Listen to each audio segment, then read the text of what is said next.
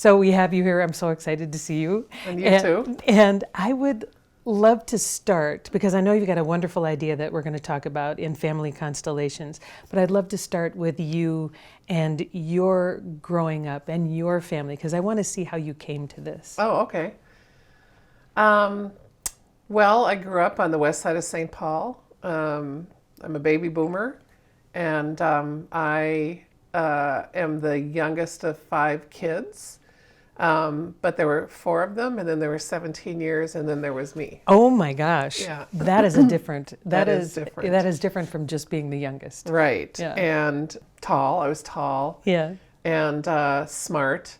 And my best friend lived down the street. We're still friends. And, it was in some ways, a pretty normal childhood. Later on, I found out, other dynamics that were going on, which, have to do with constellations. So that's why I mentioned that. But, and then I skipped 7th grade. Wow. And that was a big deal.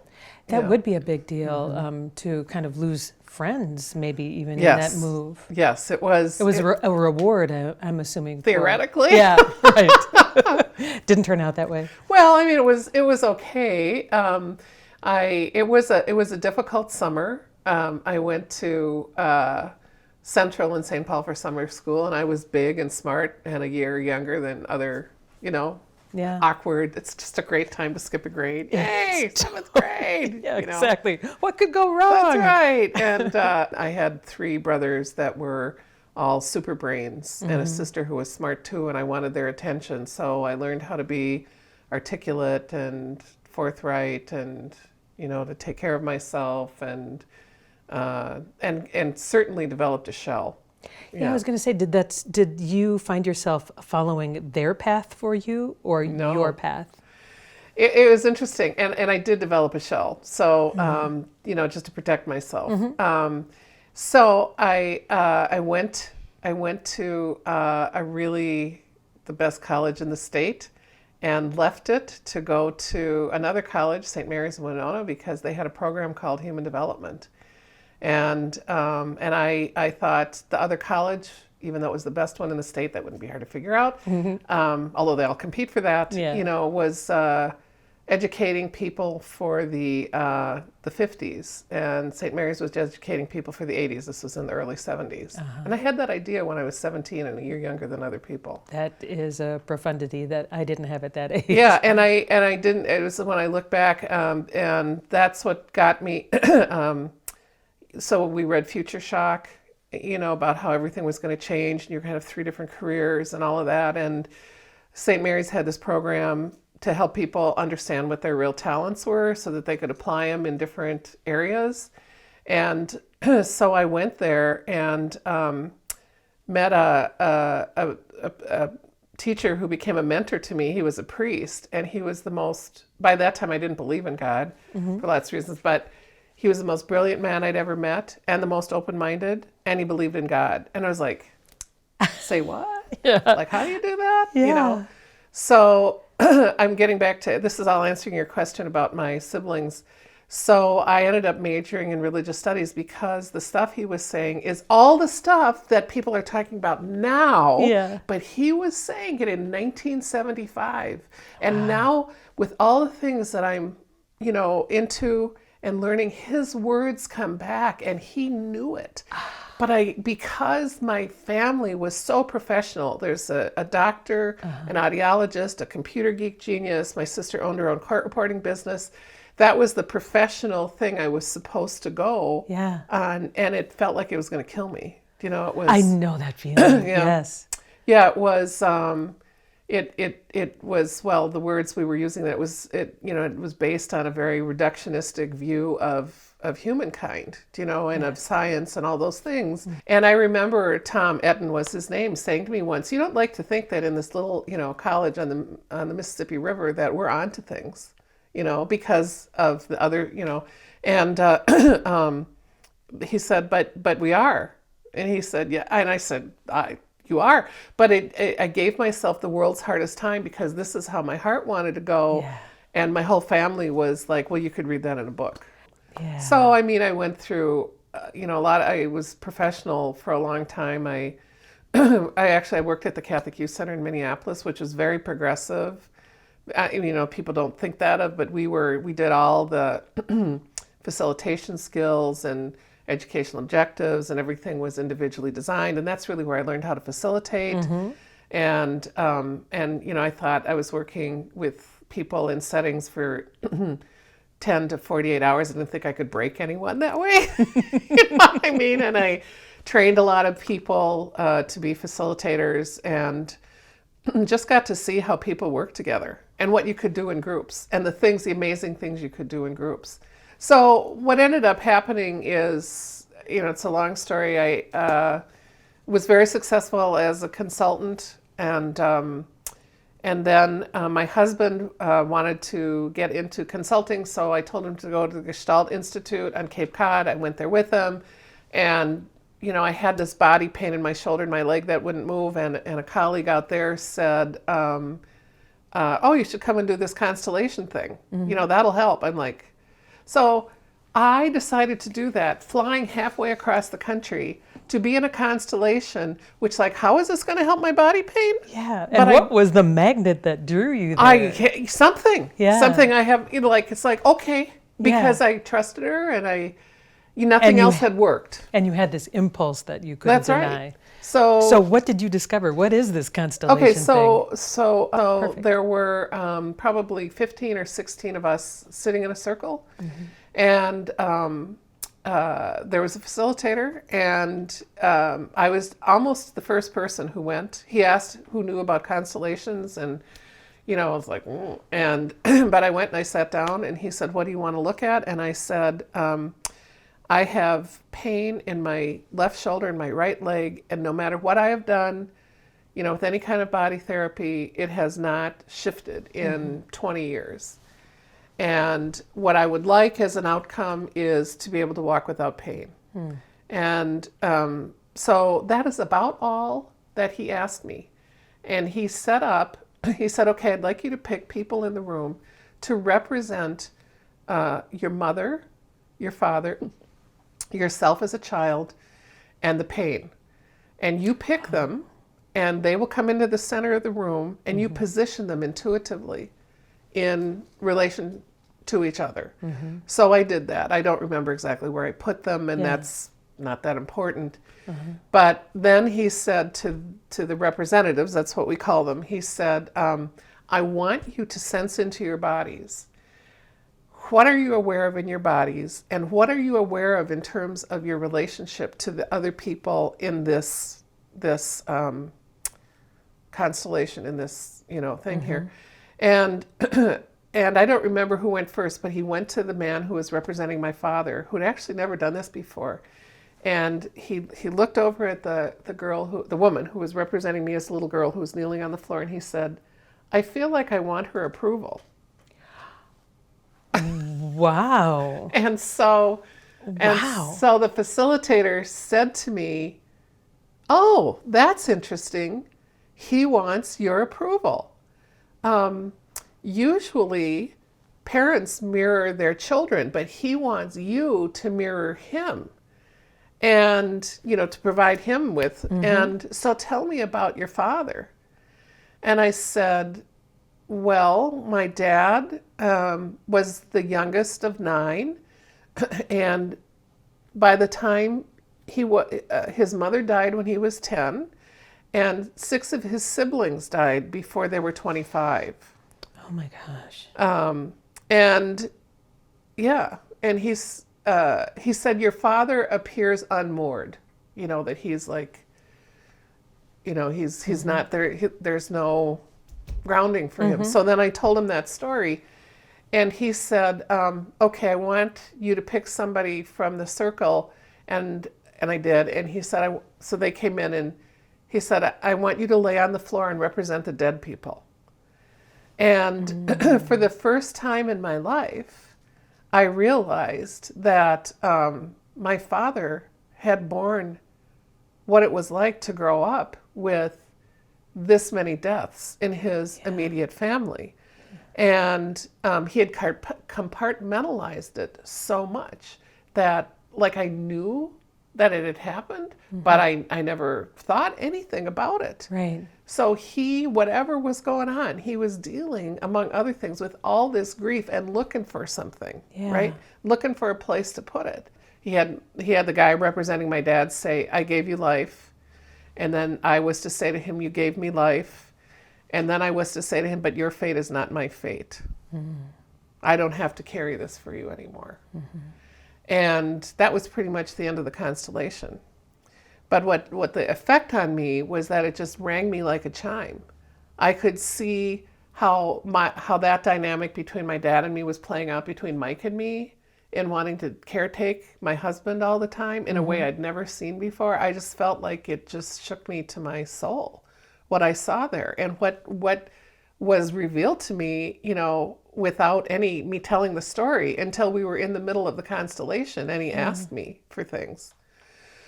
So. And your physical result? So that has taken a long time. It's shifting, but there's a lot in my body, and I'll be honest about it. It is finally, like, this leg is really healed. So now everything's on this side. It takes time. And now I think of it as my guide because it takes me farther into me, and farther into this kind of healing and the places I've had to go so that I would, so that I could find something that made sense. So my body's my guide in that.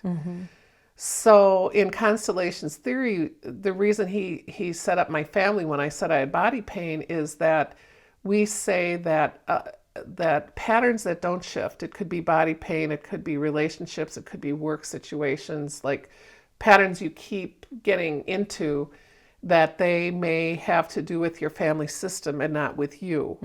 And this family system exists over time, or the family soul is what we call it.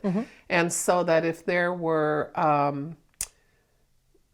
entanglements or traumas that happened in earlier generations, they will be repeated until they can be seen and resolved. So until then, part of what happens is the family tries to balance out these dynamics. So my being scrunched up in my shoulder and my leg was me trying to balance out my family and the things that had happened. So when you can see what's going on, that can start to change. And so that's that part. So were you immediately smitten with Immediately. this work and knew it was Lee. So you came back and started. So what happened is he said, this is Gordon Wheeler, who is the head of Esalen Institute. That's who did the constellation for me. And he said, well, if you like this, you should come and be with my teacher, Judith Hemming from England. She's going to be in Esalen for 6 days. And so I ended up deciding to go. Very similarly, I was talking to somebody who said, oh, they like that, who's they? I mean, they like that, the idea of me going to Esalen. So I went. Yeah. So I went to Esalen, I was with her, and while I was there, I felt